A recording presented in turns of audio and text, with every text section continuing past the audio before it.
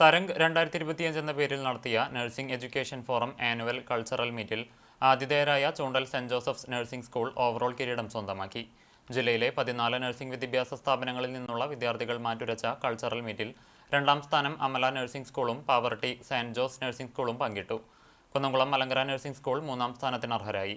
Nursing school ഓഡിറ്റോറിയത്തിലും nursing സ്കൂളിലുമായി സജ്ജമാക്കിയ 3 വേദികളിലായാണ് മത്സരങ്ങൾ അരങ്ങേറിയത്.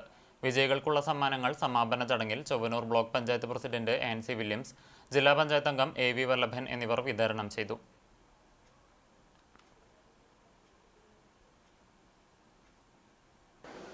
ഇന്ന് കലാരംഗത്ത് വൈദഗ്ധ്യം തെളിയിച്ചവരാണ് നമ്മുടെ കുട്ടികൾ എല്ലാവരും.